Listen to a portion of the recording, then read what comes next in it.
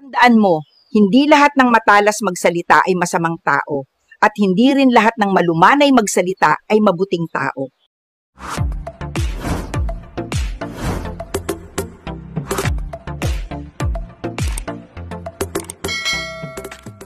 Aktres na si Jelly de Belen good vibes ang hatid sa publiko sa kanyang mga kwelang TikTok videos kung saan milyon ang views.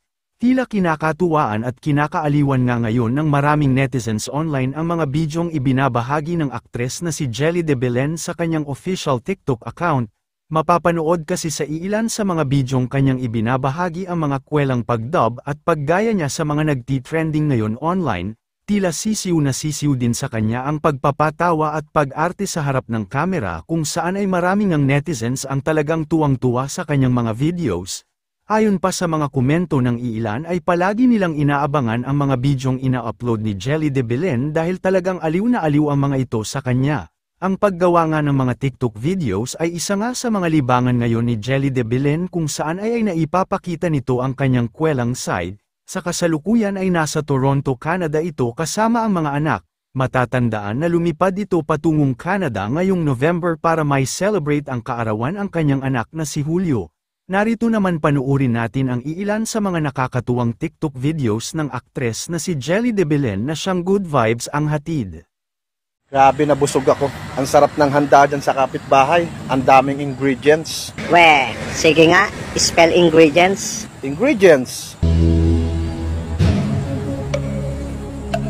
Ingredients. S A H O G. Ano yun? Sahog. Tandaan mo, hindi lahat ng matalas magsalita ay masamang tao, at hindi rin lahat ng malumanay magsalita ay mabuting tao. Ate, totoo ba? Mga magaganda babae, tahimik lang sila? Ate,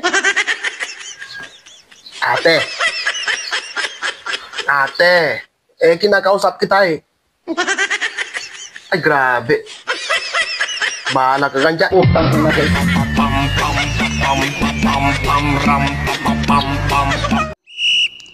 O ito, para sa magaganda dyan. Makinig ka. O bakit nakikinig ka? Maganda ka?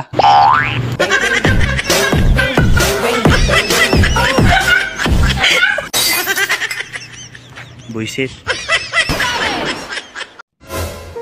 Alam mo, crush na crush kita. Mahal na nga kita eh. Wow. Kinikwento kita kay Lord. Sabi ko, kung hindi kita makuha, kuhain ka na lang niya.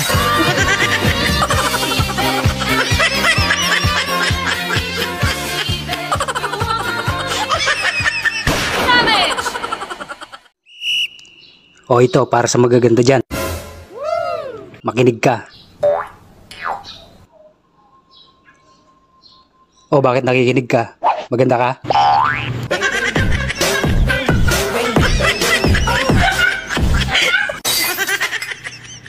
Buisit. Papasok lamang na balita, isang bagyo na naman ang namataan ng Pag-asa na papasok sa ating bansa. Pero wag po kayong mababahala kasi ang Pilipinas naman ay umiiwas na sa bagyo. Lumipat na siya ng pwesto para daw safe tayo.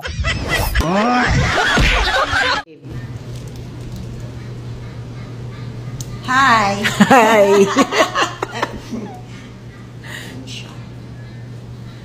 Gusto namin tikman. This is the Taisan of Cafe Isabel. Baliktad. Baliktad. Baliktad. Ayan. Okay. Okay. Gusto namin tikman. Kasi mukha siyang masarap.